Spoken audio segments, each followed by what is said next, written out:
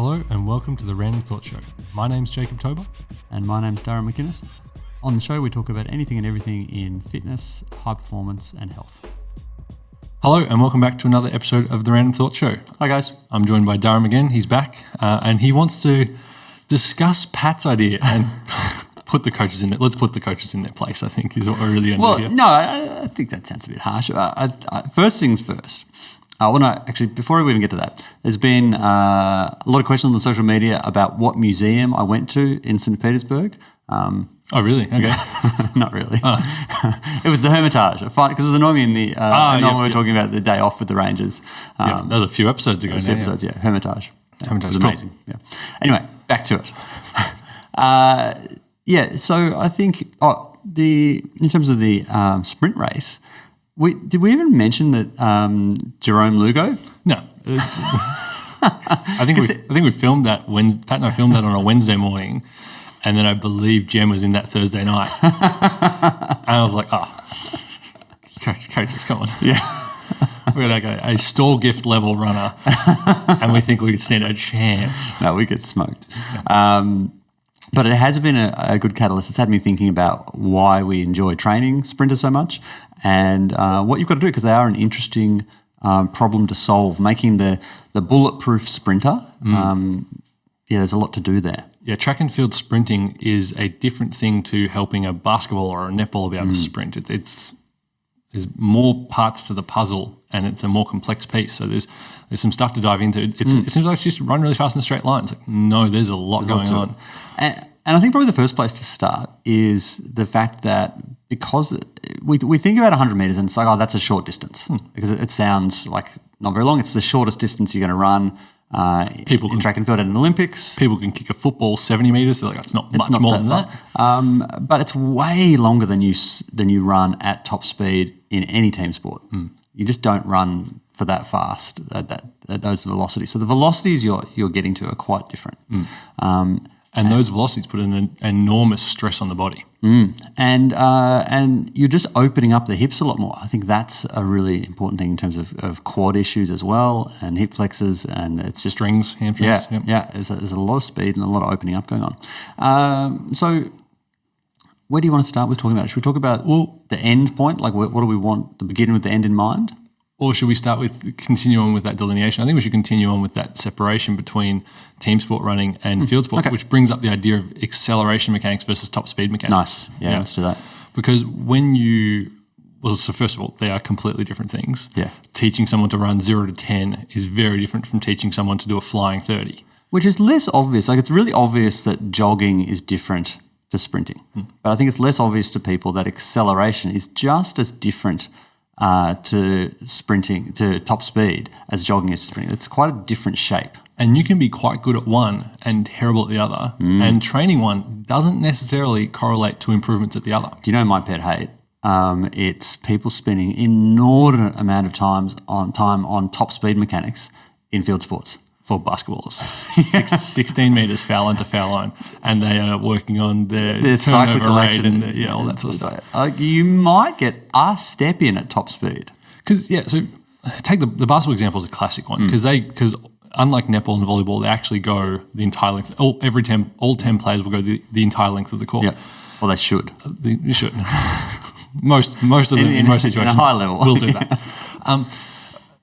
So even in just perfect scenario for a foot race, a one-on-one fast break situation, you might have, by the time you accelerate, you might have 2 steps at close to top speed, and even then you're not going to be top speed. No, it's all, and so much acceleration, because it's 16 meters foul line to foul line. Because people forget that you're not running from baseline to base. You're not sprinting from baseline to baseline ever. You're running from somewhere in the key 3-point area to somewhere in the other 3 key point area. Exactly. Yeah. You might run from baseline to baseline, but you're not running at maximum velocity, because otherwise you'd go through the wall. Yeah, you accelerate for half, you decelerate for half, and there might be a couple of steps in the middle. Yeah.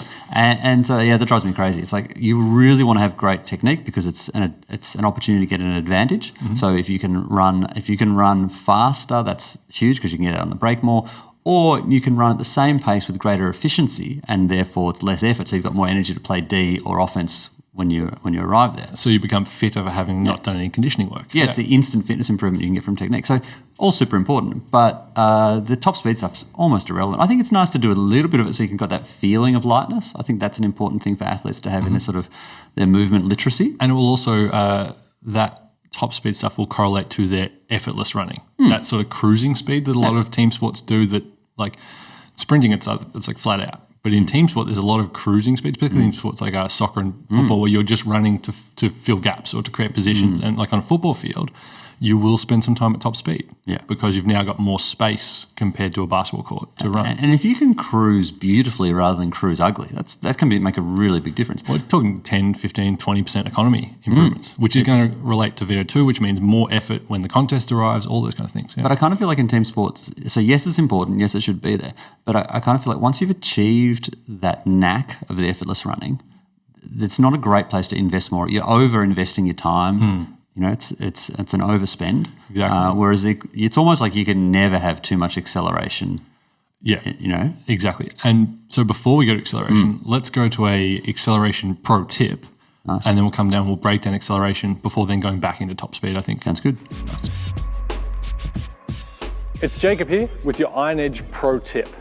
Now, when we talk about developing sprinters and developing acceleration and top speed ability with the gym, one of the best tools is the Iron Edge Hurt Terminal. Now, we can talk later on, and we will talk later on in a future video about light sleds versus heavy sleds and the benefits of the two, but one of the best exercises you can use the Hurt Terminal for developing, in particular, acceleration and first step power is a sled or a Hurt Terminal shove. So what you're gonna do is start behind the Hurt Terminal, hands a little way down the handle. You're going to start with your shoulders over the back of the bar, and your feet are going to be in a 2-point position with most of your weight through the front leg. From there, it's just going to be an explosive start, just like you're going to start a 5 or a 10 meter sprint. And as you do it, you're going to extend and shove the prowler, the Hurt Terminal, out in front of you. Make sure you do both legs, extend powerfully through that back leg, and you're going to do reps on both legs and treat it like a power or explosive strength exercise. What's fantastic about it is it's unilateral, which is what sprinting is, but you're also going to get a fantastic body angle, which is going to mimic that acceleration mechanic that we see with our sprinting. So let's talk acceleration mechanics. What is it? So top speed is cyclical. It's sort of like your legs are running. If you follow the ankle joint, it kind of looks like an oblong. Makes like this long circular shape. I mean, an easy way to think of it is like almost like you're riding a bike. You know, it's a slightly oblong riding a bike shape, but there's that turnover. It's like a wheel kind of thing. Yeah. Your legs form a wheel, but when you accelerate, it's very different. Yeah, so it's a piston-like action, and so that is that it's driving down, and then if you're doing it properly, driving down and then driving up. There's more ground contact time. You're actually putting more force into the ground in the early stages. That gets a bit confusing for some people because then they think it should be desirable to chase more contact time. But still, better accelerators will have less contact time than poor accelerators, but it's still less contact time than their top speed. Yeah. So you want your accelerators to be running with less contact time, but don't think they're going to get to 0.08 seconds Usain Bolt top speed level contact times. Yeah. I think the thing is you want to be quick and light off your feet, but you've got to put some force into the ground. Yeah, I think that's how to think of it. Because you've got to overcome your own inertia of being still, you need that force in the ground. So it's more of a forceful strength-based running as opposed to top speed where you've got momentum up. Yeah, exactly. And it's a pretty trainable thing. You can practice. The nice thing is you can do drills that work on it that aren't that high intensity. You can do like a fall and run. We love fall and run for acceleration mechanics. That's really good. Piston run's great for that piston-like shape, of course. Yeah, and you made a great video about that a while ago. Yeah, I did a video. I think it's called Drills for Acceleration. Yeah. Can you write that down? I'll share that video on the YouTube. It's got, I think, 2 or 3 different things to think about and drills to use for improving your acceleration mechanics because it's piston-like. Your body angle is going to be higher. You have more contact time. It's a lot more quad load because you get a much deeper knee flexion, so you kind of drive through the quads to get in a position. So quad strains are more likely to happen in acceleration than top speed, whereas at top speed it becomes more hamstring because of the tibial deceleration. Having said that, you can still get a good quad strain and you can also really open up. And you can also still do your calf and your hamstring at acceleration. Yeah. It's not to say that you're immune in those situations from those injuries, but more likely. Yeah. In terms of the big rocks for that early accelerator, so the priorities are put force into the ground, in the right direction. In so the right make sure it's direction, going yeah. backwards, because some people will overreach and they'll kind of reach out in front of themselves. So get the foot back under the body. That's really important. I think probably the big rock that we see is foot out in front of the body. That's a sin. That's the biggest sin that we see most often.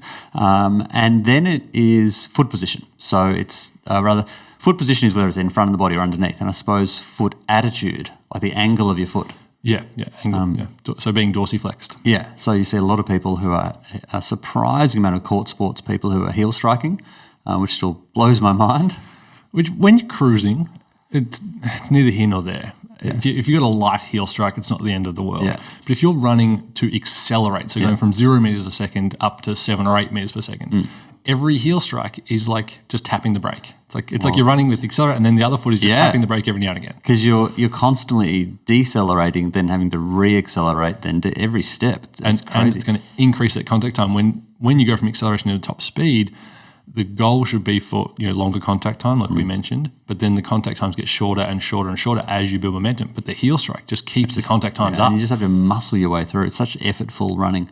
So I think that's and it's really pretty coachable. You can just I like obviously I like the stuff we do because we've thought about it a lot. That's kind of why we do it. But I think sometimes people can get so overwhelmed by the complexity of it all that they miss pretty simple steps. And I think the sprung versus soggy thing, I've actually have someone stand on one leg and plan to flex their foot so that it's in that soggy position. Limp, kind of toes down position. And then have the foot up so it's sprung, so the calf is sprung. Because the worst sin is the heel strike. And the second worst sin is to strike the ground too much up on your toes. So rather than being on the ball of your foot, you're on your toes, and the calf has to actually extend a bit before it gets into that sweet spot for elasticity. So you're not in your stretch shortening cycle optimized position. So if you can arrive at the ground with a pre-sprung spring, that's great. And I think that's probably a pre-sprung spring under your hip and a bit of body angle. And a positive shin angle, so you're pushing backwards. Yep. Yeah, you're like 3/4 of the way there. That's good. I think another big thing that's hard to see when we look at sprinting mechanics, but there's a really important part, especially with acceleration, is intent and running aggressively. Yeah. So top speed, we talk a lot about being relaxed and loose and open and sort of not getting in your own way, sort of staying out of your way of the speed. But with acceleration, you actually want to attack it. You want to be mean and get angry and sort of sink your teeth into the sprint almost for the 0 to 10 part. Yeah. Whereas we see athletes kind of just lope through those, and they do that big reaching thing. They kind of lope through their first 10 meters. Yeah, you want to hit hard early, then open up. Yeah. And I think it's that weird thing where it's a matter of intensity, but still being a bit relaxed. Because if you try too hard, then you don't want to overdo the intensity to be all tension. But I think especially the first 3 steps, getting the vast majority of athletes I see, they need to dial that up and then they need to attack it like they mean it. But if we're dialing it back to thinking about actual 100-meter sprinters, you guys should just do whatever your coach tells you, because that's not our area. That's actually a very good point, because we are a strength and conditioning coach, performance specialist. We work in rehab, we work in high performance, but we don't coach track and field athletes for track and field. Yeah, so in the same way that I would never coach a cricket player on their slips catching technique, we don't coach a sprinter on their running technique. So a footy player, hell yeah, we're going to coach their running technique because they need it and we're the best person to coach them on that generally. But it's completely different for your track and field people. They have experts in that area, and it's our job to support them, I guess, by delivering bulletproof, powerful athletes. That's where I see we are. Yeah, delivering bulletproof, powerful athletes that can make the shapes the coaches are chasing. Yeah. So the coach wants more body angle, wants more this. We then go, okay, well, that's a core issue, that's a glute issue, that's a hamstring problem. And then we can help build sciatic mobility issue, whatever it might be. Build the mobility, strength, power, whatever it is, that then facilitates the athlete to go out on the track and execute what the coach is looking for. Because I know that I hate it when sports coaches try and do strength and conditioning. And they mess it up. And so we're very careful never to do the reverse. Exactly. Yeah. Staying in our lane, which is I suppose an appropriate anecdote. There you go. Well, is that an analogy? It's something. It's close. It was right. Let's not define it. Let's move on.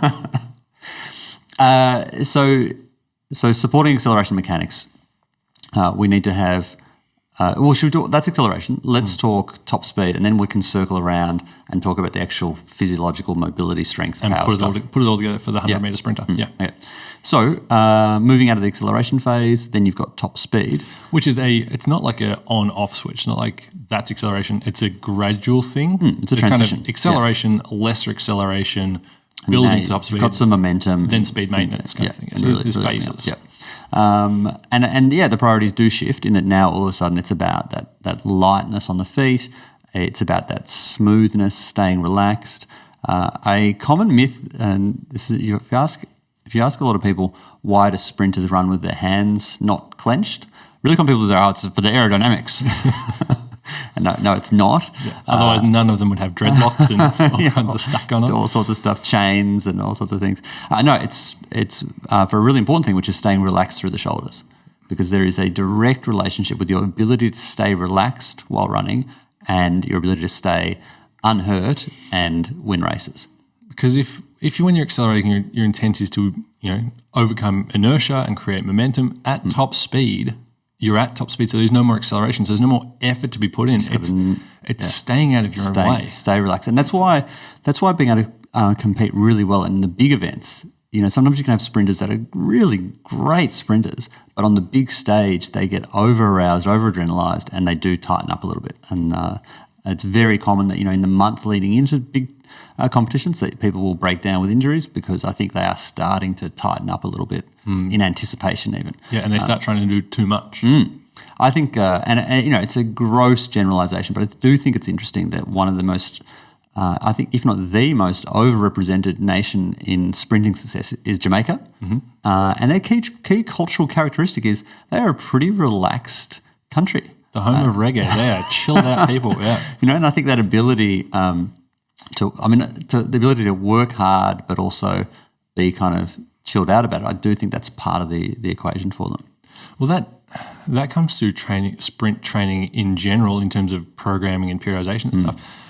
Like distance runners need to accumulate kilometers. Their goal is to just pound the pavement, get those Ks in, all that kind of stuff. With speed work, it's like if you're out on the track and you run a PB, there are speed coaches like if you run a PB for the day, we're done.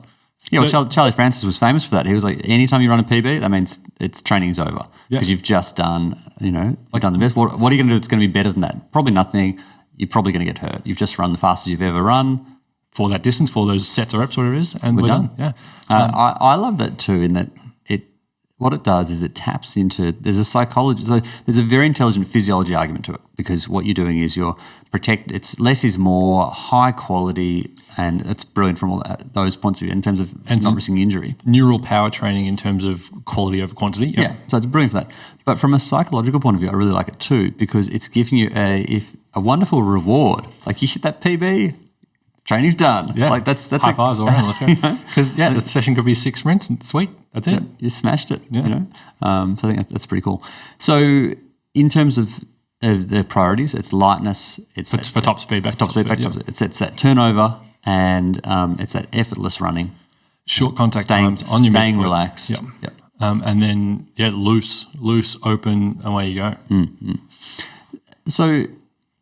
Let's circle back to kind of what our preparation priorities are. Mobility. Yeah. Big one. I think really, really important. So where do we start? Probably let's start at the bottom of the body.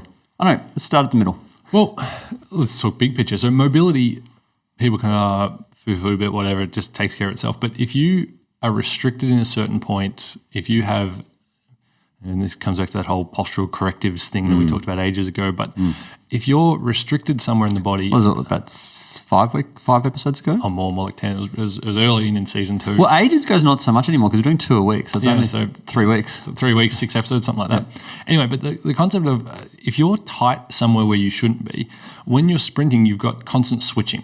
So you've got switching between left and right. So left triple flexion. We should talk about reciprocal inhibition. That's kind of what I'm getting at. Yeah. So you've got left side triple flexion as the knee drives forward. On the right side, you've got triple extension. You have to rapidly then, in a 1/10 of a second contact time, turn that around. So go from hip extension, push the ground, into pulling that back into hip flexion. If you're slightly tight somewhere or your hip flexors are a little tight and your glutes can't fire, you get in your own way of optimum rhythm and optimum coordination of that switching. And so that's why mobility is really important, to have balanced looseness and strength on each side of the kinetic chain, from an anterior and posterior kinetic chain point of view. And so a great place to talk about that is hip flexor flexibility. The best result that we've ever had was we had a 400-meter runner who dropped 2 seconds off a season PB from 3 days of hip flexor stretching. This is ages ago. It was before my time. Can you Yeah, it's a good story. share the whole thing, because it ties into another important concept when it comes to training sprinters. It's really interesting. So I was training this. She was a 20-year-old 100 and 400-meter sprinter, but she was more interested in the 4. Gun athlete. Ones and 4s.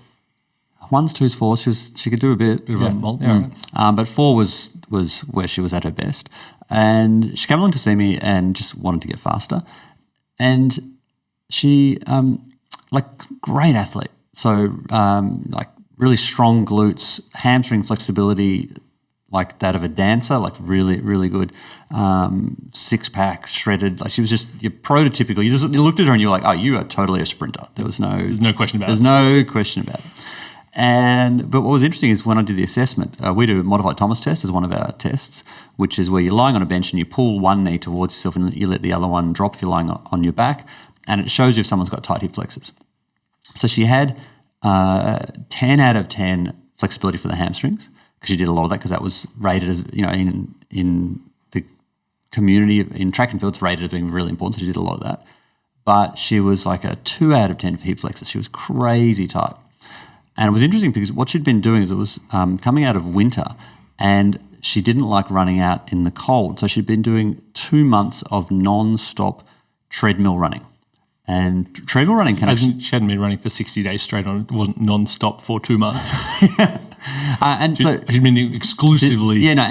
she'd been doing her training as well, but she'd put in a lot more of that in a much more more treadmill efforts than would be recommended. Yeah, because the thing that people don't always know about treadmill running is it's not real running, because you're kind of jumping and the ground runs underneath you. And to clarify, because these are becoming more and more common, we're not talking about curved treadmills where you push the treadmill. Like ours, we're talking about just a flat belt drive one where it runs under you.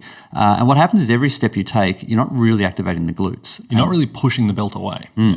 And because you're not really activating the glutes, you're actually not going to get that good hip extension. So you can be gradually just tightening up your hip flexors. And so I suspect that was what was going on. So she wasn't stretching them, but the treadmill was actively tightening up a little bit as well. Yeah, so that switching I was talking about doesn't happen the same on a motorised treadmill. Yeah. So we should, that's called reciprocal inhibition. And it's the idea that, to use the arm as an example, if I am trying to bicep curl, curl a weight, my bicep will contract and my tricep will simultaneously relax to allow the bicep to work. It'll become reciprocally inhibited to allow the bicep curl. Because if it didn't, you would tear a muscle every time you moved. Or you'd be frozen solid, yeah. So your muscles always have to, the agonist-antagonist pairing, one has to relax as one contracts.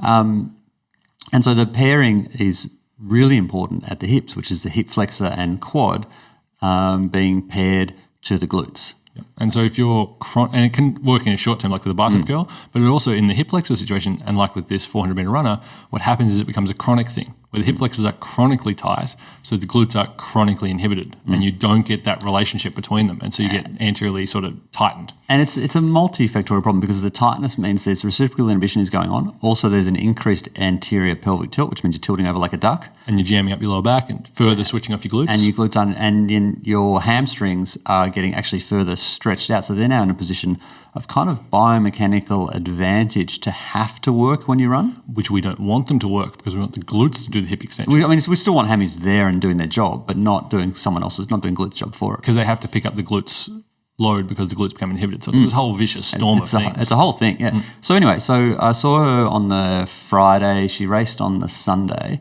And I assessed her, and I was like, I'm not going to do much training with you because you're racing in a couple of days. So I just gave her the kneeling hip flexor stretch, simple stretch. And I said, just do this twice a day, today, tomorrow, and before you race. And she did it. And yeah, she dropped 2 seconds off her season PB, and her teammates and her coach were like, what happened? She's like, I just did this stretch. It was really cool. So it was a good example of a mobility solution giving increased explosiveness. So I think that's a great place to start for mobility. So there's that muscular mobility. Stretch, yeah.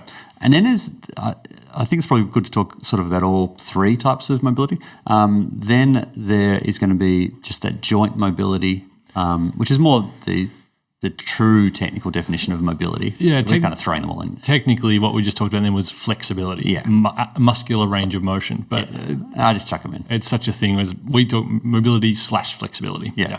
Just rather than having to say that every time. So dorsiflexion, so making sure that you've got some good dorsi, so that your spring has a good range of motion. Yeah, so you can get good pre-stretch on your calf Achilles, and then when you strike the ground with the midfoot, because of that pre-dorsiflexed foot, you then can create that elastic recoil. And so that dorsi is blocked for some people by joint-based problems where their ankle just can't bend as much as it should, and they need physio work to actually loosen it off. Or an osteo or someone to get it someone immobilized. to move it. But it can also be, particularly in teenagers, it's surprising how often it's just that their muscles are really tight because they're too busy growing. Comes back to flexibility, yes. It's just tight calves. They just often just rolling the calves out, you'll get a dorsi increase. And then the other thing is a really simple thing that gets neglected heaps is to actually put the foot into dorsiflexion slowly in a stretch, like a needle wall stretch. Yeah. It's not rocket science. Just do that stretch, and that'll help a little bit as well. Usually. So and the other mobility I think to touch on is going to be sciatic Neural flexibility. Yeah, because your nerves can get tight as well. Neural flexibility is an interesting area where some S&C coaches, there's certain things that are very clearly in strength and conditioning athletic development coaches' In our lanes. Yeah. Excellent. And there's certain things that are very clearly not, like the running coaching and so And brain surgery. We don't do brain surgery. We don't cut people open. That's not our space. The interesting one is the neuromobility, because some people say, well, that's sort of only physios should do it because it is sort of more physio-ish. But my thing is, if you can safely do exercises that chase neuromobility, that you can do a nice nerve floss with an athlete or a nice nerve stretch, it's still stretching. They're still doing it to themselves. I think the area where you'd be in trouble is if you were doing manual nerve stretching with people. I agree 100%. The line is where you can give someone an exercise that they can then do themselves and then monitor and go, does that hurt? Does that feel good? And then adjust. The line is and go, here, give me your ankle, and you yank them into that stretch. That's where things get a little interesting. So for instance, it's funny that some people will say, oh, you don't do neural, do PNF, where they do the stretch to the person. The contract, relax type stretching. Yeah, that's actually less in our lane, I think, when we're putting hands on people. I don't think that's our role. And isn't strength and conditioning all about training the nervous system anyway? Yeah, exactly. Like, if we can't definitely do that, in our area, then we can't do hang cleans because that's a neural exercise. So it's a whole thing anyway. Anyway, the cool thing about neural... Should we talk about why first? Yes. Yeah. So neural flexibility, particularly sciatic nerve, is because the nerve starts at your lower back, runs through your glutes, into your hamstrings, into your calf, into your foot.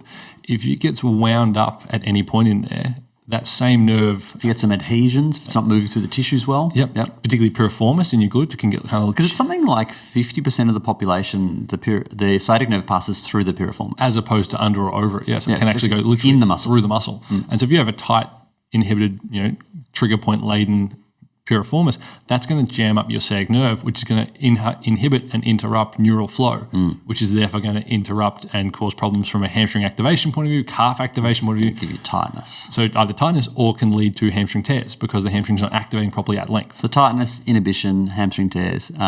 It's interesting, one of the worst kept secrets in the AFL for a while was that when someone would present with hamstring tightness, they were giving them epidurals as a way of relaxing the sciatic nerve. That was back in the early 2000s. Yeah. Brisbane Lion. Yeah, 3-peat days. Yeah, it's really, really interesting because it's just such a neural thing. And look, we've gotten way better. You've watched the average soccer or footy team warm up these days, and there's almost always some form of a neural floss in there. Floss or glide or stretch, something, yeah. There'll be something. I think, and it's interesting, it's, I really like solutions that are root cause based rather than symptomatic. I want to attack the driver of the problem. And for so many people, the driver is so often neural. So you've got to, and it's so easy, just do a little bit of that and just keep everything working beautifully. And once you've achieved it, what I've noticed too, anecdotally, is once I achieved great neural mobility, I could be really slack with it, and it didn't seem to regress. So, you know, some things you leave it alone for 3 days, and the quality deserts you. Like if you don't do your interval training for 10 days, you'll come back and it's like, did I ever do interval training? Yeah, it's like it's gone. So unfair. Like you like. Because most of neural anaerobic fitness is based on enzymes, the enzymes that are at the muscles and helping deal with the lactic acid and the hydrogen They start ions. deserting you at the 72-hour mark. Like they haven't finished deserting you for a couple of weeks, but they start their desertion. They start to die off within 72 hours of not doing that type, not being stressed. Yeah. Strength, 10 to 14 to 21 days, and you can lose 20, 30%, maybe even more of your strength. But when it comes to flexibility, mobility, tissue quality, it seems to be much more resilient to that. So you can do your flossing religiously for a couple of months, go on holiday, not do it at all, come back. Not that we're suggesting don't do that, but you can get away with it. It's interesting. It seems to be that you can get away with it a little more. So you can don't do, but you can do that. And so the other piece of the puzzle is, I think, attending to your thoracic mobility, because it's all very well to have great neural mobility. It's great to have great hip flexors and great dorsey, ankles, but if your thoracic mobility is compromised, and look at us both sit up a little straighter as soon as someone says posture, everything changes. If it's compromised, then it's harder to get a nice arm action. I think that's really important. It's harder to breathe. You just don't get oxygen in as well.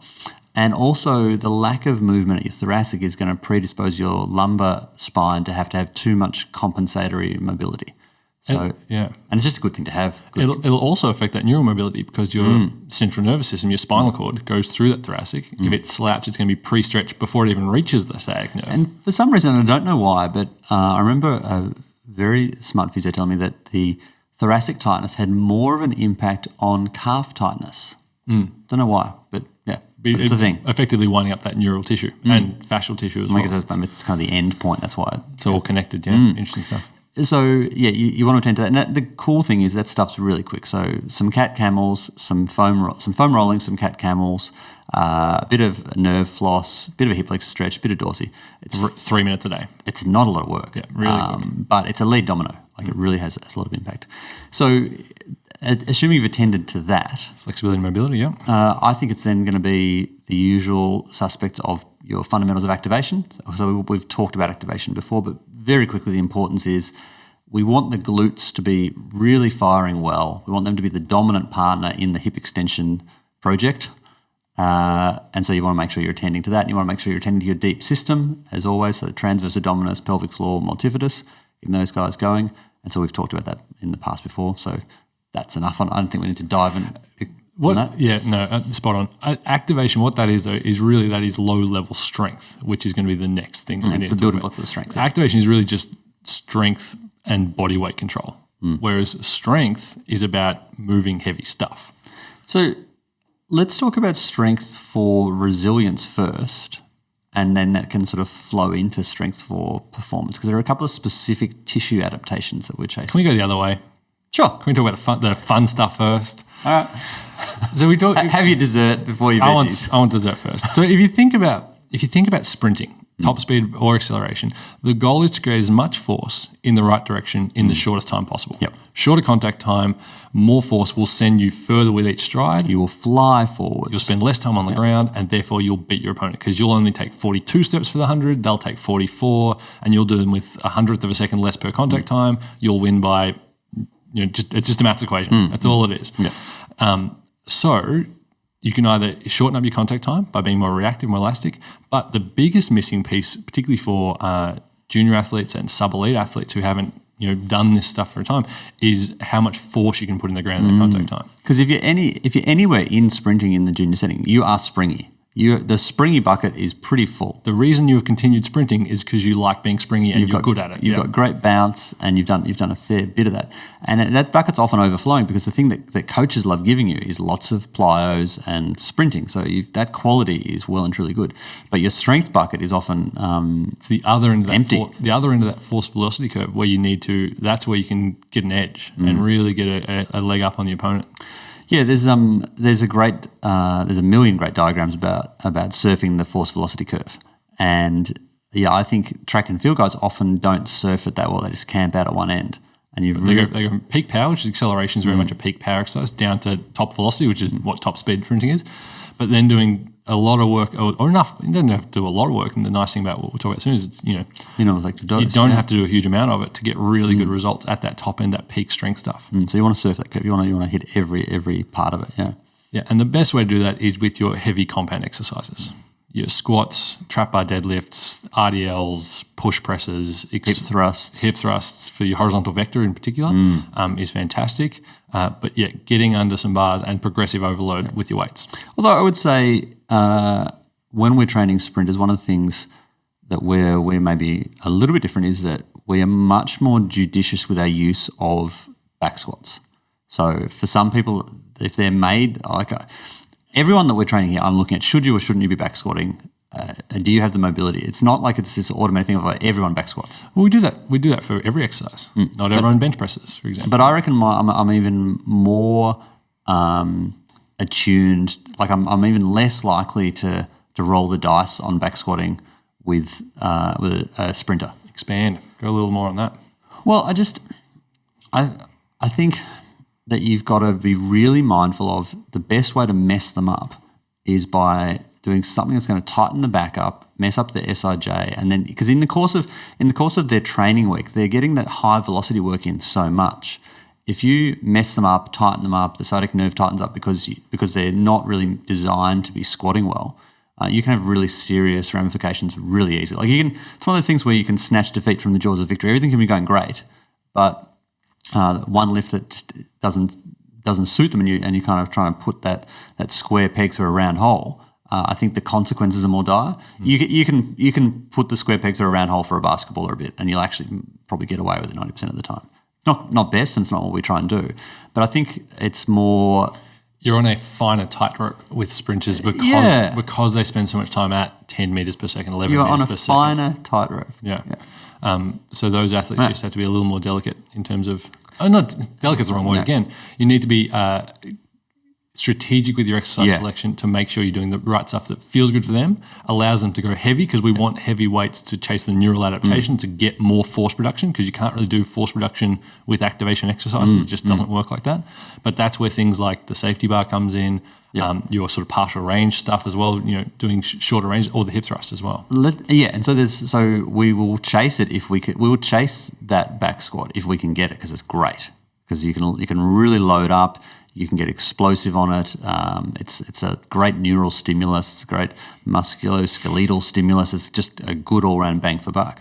But we're very open to variations on it. So it might be a split squat, might be a loaded walking lunge, and it might be just the safety bar squat. I think your story about your back and the safety bar squat's really interesting, isn't it? Yeah, so tell us about that. I'm one of those people that doesn't fit the back squat very well. I have played around with it in the past and done partial range and deeper range and all kinds of stuff. But every time I get to about 90, 100 kilos, just above body weight, just my lower back just doesn't get injured. It just feels unstable, feels compromised is kind of the word I give it. And how tall are you? I'm 6'3". Yeah, and you're very robust. Yeah, pretty good mobility, no real injury history properly, nothing serious. But it's like every time you do it, and it was interesting when we got the safety bar, so your one physical limitation is your thoracic's a little bit on the tighter side. Side effect of being tall. Tall, desk job, Yeah. And for context, so I can hinge the house down. So I can trap bar, deadlift, RDL, good numbers, 1.5 times body weight with comfort, can clean, no problems, like 60, 70 kilos and clean, jumping, all that, everything else fine. It's just the back squat. It just doesn't suit you. Yeah. And I've had a number of friends say exactly the same thing. As soon as they have to put their hands over in that positions where they're holding the bar. Externally rotated and yanked back. Yeah. Yep. And because what's happening is if you're a bit tight through the pecs and a bit tight through the thoracic, it's actually just going to kind of wind you up into excessive extension at the lumbar spine. Yeah. And that's what it does. That's what it does for you, yeah. And so whereas the safety squat bar, you can hold it out in front of you and you can maintain it's like a front squat minus the thing trying to choke you. Yeah, it's a front squat minus the yanking your arms up into the... I hate front squats. I don't mind them. Again, because I can't back squat though, but the safety bar is the best of both worlds. So I can put the bar comfortably on my shoulders, but not have to reach back to grab it, and so I can get in a comfortable position. So I always thought it was the weight on my back versus the weight on the ground, hinge versus squat type argument. But it was actually the reaching back and extending that was the issue. It was the position, yeah. That you'll see a bit with potentially sprinters as well because they spend a lot of time forward and they spend so much time on the lower body, there's a chance the thoracic issue could be there, and they sometimes are long, so there's issues there. So it's an interesting one. But for them, the much better option, just like for me, is going to be the trap bar core lift. I think so. The core lift is a fantastic exercise for them because it's also a lot more posterior chain, a lot more glutes, which is a really big deal for sprinting. So yeah. And it's got a little bit of hamstrings in there as well, and you obviously want to hit some RDLs and that kind of stuff. So that's the exciting stuff. That's the explosive power stuff. You want to be doing that bilateral and unilateral. So it's no good to just train bilateral only for a sport. That is exclusively unilateral. The sprinting is effectively single leg bounds repeated. Yeah. So step up, single leg squats, lunging, things like that as well. I really like those Bosch style linking exercises. You know, that foot up high, the kind of explosive lunge step up. Linking exercise is the idea of doing a high velocity, something like a step up or a lunge through, but you do it with good velocity and with like a good stomp, good pop, and so you create high velocity, but then good stability and stiffness on the end of the exercise as well. Yeah, I love those. So they're great. So that was the dessert. That's a fun bit. And I still think bulletproofing is fun. But in order to be able to do it, so if you just did that, you would go great. Now you've got your mobility is terrific. You've got a great sprint coach teaching you how to run well. You've got great power. You've got more newtons. Yeah. But I think you'd be at a high risk of getting so strong you could tear your own body apart. This is a Lockie Wilmot concept I first heard from him. He's like, so he used to work at the GWS and Parramatta Eels, worked with some pretty impressive twitchy athletes. And he talks... When you say twitchy, people might think you mean like nervous. Twitchy as in springy, as in they're very springy. Fast twitch type. So twitchy being fast twitch, type 2 muscle fibers. And I went and Sounds like cagey. They're also that though, because they're so explosive. But he would talk about, it was a presentation on plyometrics, and the common things, they're already explosive and springy, they don't need more plyometrics. But their springiness is the thing that could potentially undo them because they are so springy that top speed, if they're not exposed to it regularly, if they're not continuing to build up their tolerance to their own strengths in terms of springiness, they can actually pull themselves apart. Yeah, so it's great to get them explosive, but I think you've got to bring resilience along for the ride. Yes, otherwise you'll sprint amazing times for 3 weeks until twang go your hammies, twang goes your calf, exactly, or your quad. Yeah, and so to me the gold standard start point there in terms of the bulletproofing is you're going to prioritise the hammies. I think we'll deal with all of them, but let's talk about hammies first. Well, so we'll talk about hamstrings, but really what we're going to talk about with hamstrings applies to and then it's like just copy and paste for calves, copy and paste for quads. It's very similar. And I think what it is you want to make sure that you are applying a supramaximal eccentric stimulus to the muscle to get those fascicle adaptations. We'll link to Dr. David Opar's Aspetar present on that as well. Let's just link to our Nordic hamstring podcast from season 1, where we also... Sorry about the audio quality. Which we further link onto David Opar's talk. Which is great. But yeah, the Nordic it's not about the Nordic, it's about what the Nordic gives you, which is supramaximal eccentric hamstring stress, which is going to improve your fascicle length, so it's going to give you flexibility in a strength exercise, which is really cool, and develop your newtons so that you can handle the stress of rapid sprinting. And look, there's a hypothesis that actually maybe it isn't about the supramaximal hamstring stress, that maybe it's about you just actually really, really trying hard. It's actually genuine. It's actually about intent and effort, and either way I'm fine because... Who cares, it's working. Because the thing that you're getting is a scalable, safe way to really push to 10... when racing car drivers, they talk about how hard they're driving a car. So if you're driving a car gently around the track, you're driving at 3/10. 3 out of 10, yeah. And they will say, we're at 8/10 now. That's just how that's how the lingo works. It's one of the few times where you can really be at 10/10 for your hamstring stress. Yep. And so I think that's a huge thing for that. Yeah. And the cool thing is the minimal effective dose in terms of volume, in terms of the how much you're doing. It's 2 sets of 4 reps a week or something ridiculous? 2 4s twice a week, I believe it is, was the study said, but they also are hypothesizing you could even go lower. So we'll see soon in some research in that space, I think. Unlike the neural mobility, this quality deserts you so quick.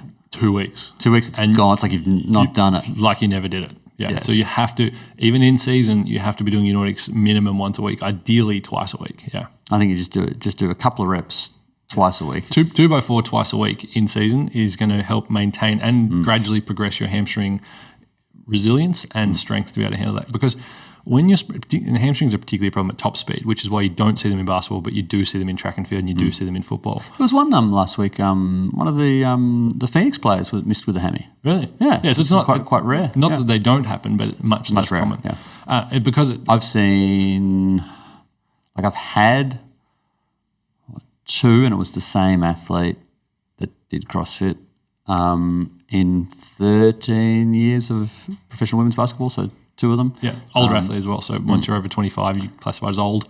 Well, 30. Yeah, So When, 25 is old, I guess. From the studies, they consider they 23 or 24 brutal the cutoff, which is very, very rough. I'm a whole person over that.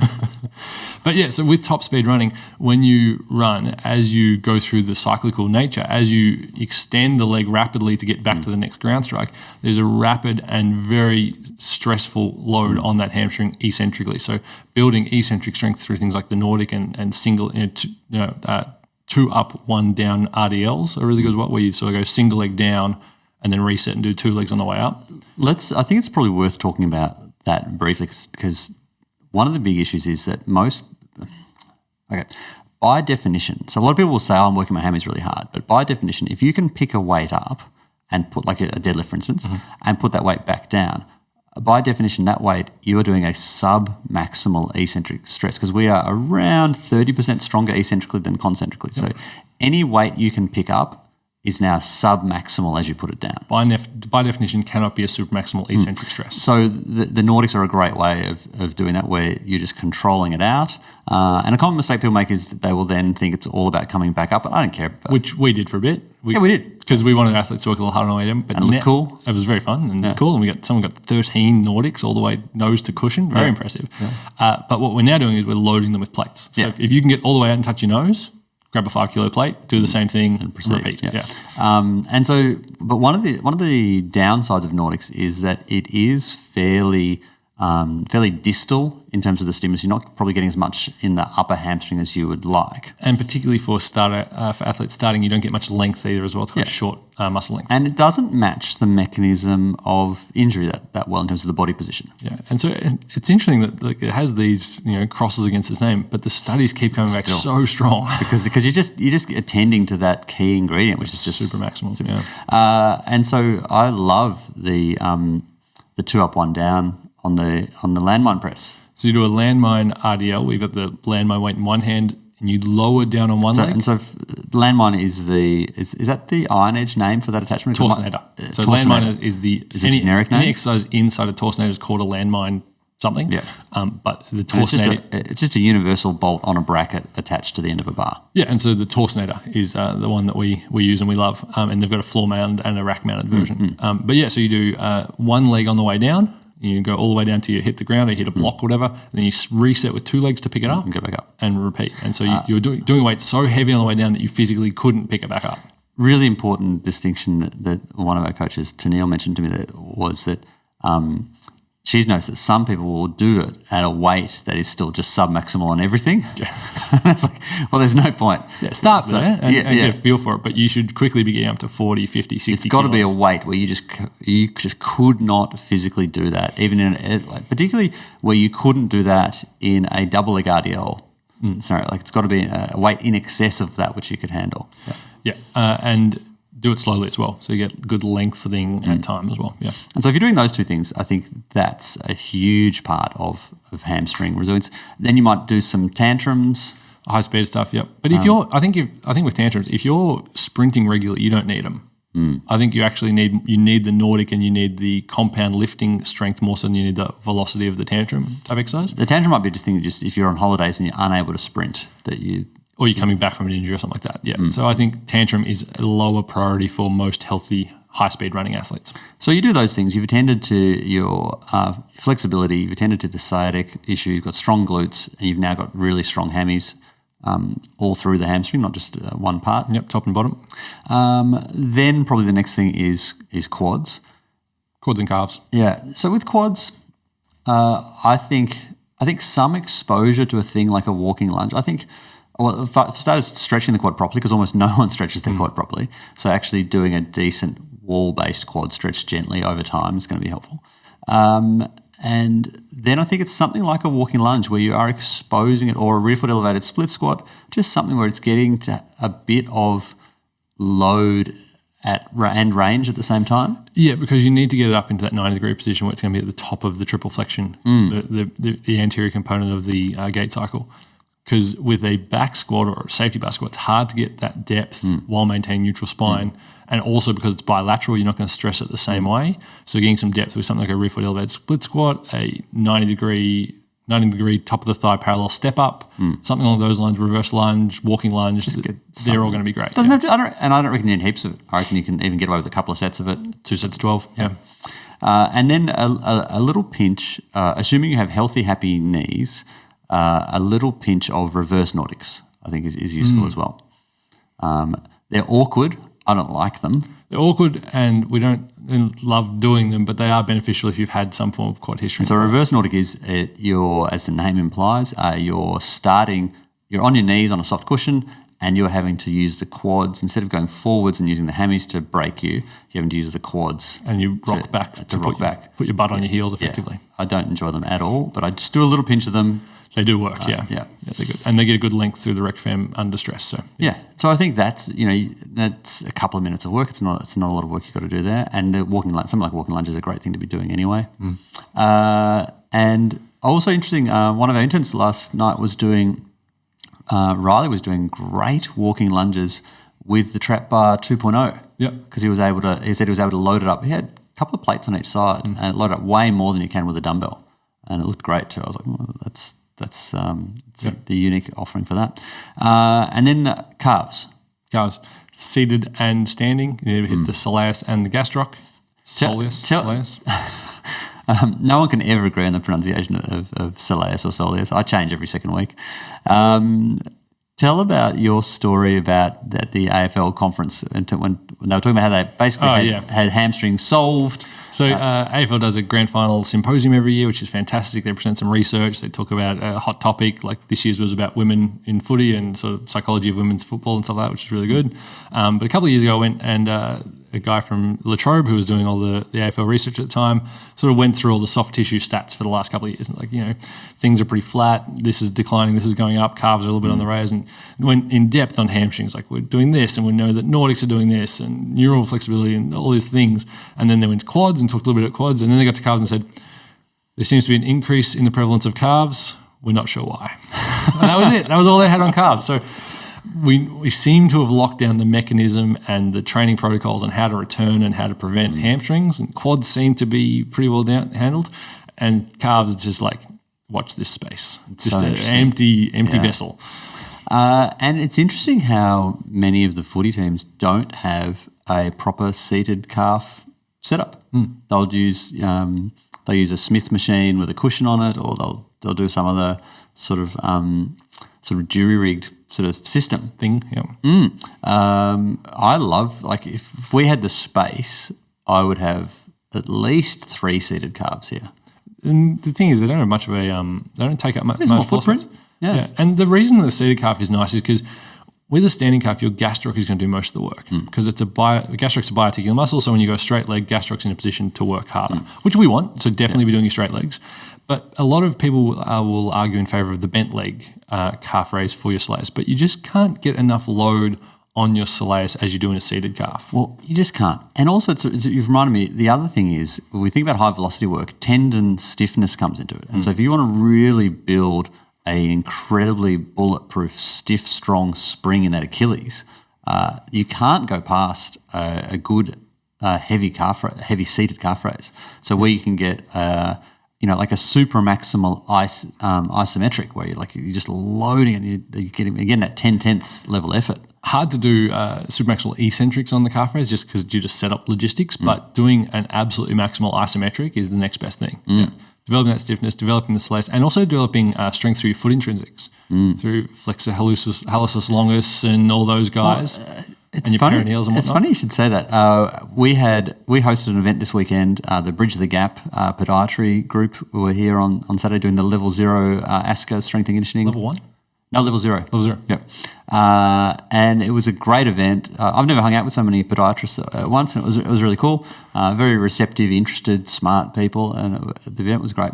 And Patrick Don was presenting most of the thing, and I was just kind of special comments and a little bit of bits here and there. But he was talking about a thing called the Toe Pro, which is a big toe dynamometer that can measure your foot, and he uses that with everyone he treats and trains. And he works with the Brumbies in rugby. Because he's a real double threat in terms of strength and conditioning podiatry, which is an very interesting combo. Yeah. And one part of his baseline testing is foot intrinsics, because foot intrinsics, like stronger feet, will make you sprint faster. There's no two ways about it. It's a hugely neglected part of the kinetic chain. So anyway, the Toe Pro. So I'm going to see if we can get one. Big toe strength, calf, foot stiffness, and rigidity when you sprint is so important, because it's going to shorten up your contact time. Less contact time, more of a bounce off the track. Yeah, huge. So, the seated calf stuff, you're going to get your tib post way stronger and happier, so your chances of developing medial stress syndrome or shin splint type stuff is way lower. And your chance of actually, because I think it's 70% of calf strains are to soleus. Something like Feel that. free to correct us if we're wrong, but it's a surprisingly high percentage for a muscle that doesn't get a lot of love. And soleus, when people talk about 8 times body weight and ground reaction forces, they're actually measuring soleus stress. So soleus is the one that takes that 8 times stress, which is why, again, it's so important to hit directly with a heavy load and do it isometrically with the seated calf. And what's fascinating about it is it you would think, it doesn't make sense, but it just is. What would make sense would be is if you're doing lots of running, it makes sense that your soleus would actually be stimulated each time you run, and it would be that you could actually almost get away with not doing strength for it, because it's just being dealt with by you're thinking it's absorbing 8 times body weight. It's being worked a lot. You think, oh well, this is going to get worked. But what's fascinating is on times when I've been slack with my seated calf and I've come back to it, I get so much DOMS in it as though I haven't been running at all, and it just tells me that it just doesn't get worked. Not the same way. It's a different type of activation when you run. So it's a lot of stress, it's a lot of load, but it's handled differently. And just sounding vague right now is hopefully conveying my lack of certainty around this. But anecdotally, athletes who do this regularly don't have the problems. Athletes who go away and neglect it have soreness when they come When's back. the last time we had a calf strain in here? Ever. I don't remember one. I can't remember one. Cal did sprints after needling, and I'm not sure if it was a strain per se, but a tweak. Yeah, and you know what? You strike that from the record, because he had calf tightness, got needling, got dry needle, which in your calf, if you've never had it, is an event. I get dry needling every now and then, and in my calves, and I walk out of the myo room, and she's always like, "Are you okay?" Because I walk like I'm 90. Because it's just it creates so much short-term tightness. Because your calves, there's short-term tightness, but then long-term. Oh, it's amazing. But your calves hold a tremendous number of trigger points, and they get knotted and tight. Probably connected to that being at the end of the sciatic nerve thing, like that we were talking about from before. All the roads lead there, kind of. Yeah, and so it's sort of like the end of the road that everything just sort of gets stuck there. We're being as we're very much out of our lane right now. So let's get back in our lane. Let's wrap this bad boy up. Let's get out of here. It's lunchtime. So I think if you attend to a bit of seated calf work, and if you don't have a seated calf in your gym, you can do it with a Smith machine and a cushion, or you can do a standing bent leg in a worst case. I was guilty of being really all or nothing, really sort of binary about it for a while. Seated calf or bust, yeah. Whereas now, like when I was away on holidays in Harvey Bay, it's hard to train for a seated calf. Yeah, so I just did some bent leg. Yeah, it's adequate. It's a fine, adequate exercise, but it's just hard to load at maximum. Do you know, courtesy of Maddie Boyer, one of our former coaches who's now a physio and also a Pilates instructor, and very, very smart woman, she mentioned to me when I was talking about that, she said, you know how you do activation for your glute max, your glute med, your TVA, all this stuff. You do squats before you go for your run. Why aren't you activating your soleus and tib post before you run? And I said, well, because I'm an idiot. That makes so much sense. And so for the last year or so, I've been doing that. What do you do? I do 20 reps of double leg calf raise, so nothing hard at all. Like it's easy. It's just to pre-exhaust them a tiny little bit. And then I do 20 reps of double leg bent knee. So it's really low intensity. I'm just saying, hi, you're about to be running in 2 minutes. Just get in the game. Interesting. Because you've tried it and it's not gone as well, haven't you? not gone so well for me with the pre-activation, whereas I felt like we were pre-activating in terms of our spring and movement prep stuff. I feel like that's more low-level plyos. Why can't it be both? Why isn't low-level plyos also a form of activation in terms of a foot stiffness and a stretch shortening cycle point of view, getting it to work more specifically? I've tried that before, and for me, for my 46-year-old tib post, it likes being woken up a little more gently. So who knows? Yeah. Full courses. Yeah. So I think that's a pretty good summary. So it's a good summary. That's not everything though, and you'll notice we stayed quite a way away from specifics of technique and running technique for the 100 because that is not our lane. So we do work on running mechanics in a broad sense, but if there's a continuum of kid who plays only basketball and 8 years old and runs like a Gumby up to beautiful Usain Bolt and and those guys who just are poetry in motion, we get people 60-70% of the way. And then if you are a high level sprinter, sprint coach. And I love running coaching because one of the issues with strength coaching is there's such a latency, there's such a delay. So you put the work in and 12 weeks later they're jumping higher. Yeah. Sometimes. Whereas running can be 12 seconds later and they're running better. It's some simple cueing, a good use of video. So we enjoy that immensely, but not with our track and field people because that's just not our job with those guys. And we have a resource coming out soon, a free resource, which I'm working on, which will that's be a good unintentional segue, yeah. Which will be how to assess your running technique. So for coaches overseas who can't get access to us, it's a little resource, how to video what you're looking for in the video so that you can assess and go, oh, okay, there's some stuff going wrong with this running. That'll be out within like 10 days. So awesome. Keep an eye out for that on Instagram, Facebook, and on our website as well. Nice. All right. Yeah. Thanks, guys. I think that's it, isn't it? I think it's it. Yeah. So mobility, which breaks down to neural, hip flexors, and joint stuff. I think we can even go simpler. Sprint a bunch, stretch a bunch, get strong. Okay, simple. All right, let's do that. Yeah. All right. Cheers, guys. See ya. And before you go, hear from our alumni about the online mentorship. I learnt the theory stuff at uni, but I didn't know how to apply it. And coming to Core Advantage was how I bridged that gap. So I knew the stuff, but I didn't know how to do the stuff. It was something that I needed to do personally for my own development, and it's allowed me to work in elite sport for now 5 years. So it was a massive help. I think mentorship is really important and being able to ask questions all the time, and the Core Advantage course allows that because there is a big team of people that you can ask questions. I get to train professional athletes every week, work really closely with professional athletes, which is awesome. A lot of the skills that I'm applying I learned through the program at Core Advantage. It's not just something that you read and then think about and then go, oh, how does that tie into everything? It's something practical that you can turn around and go, this is exactly how I'm going to apply it.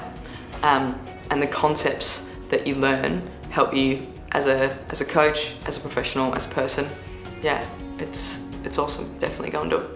Semester 3 of the mentorship is now open. Apply at coreadvantage.training/mentorship.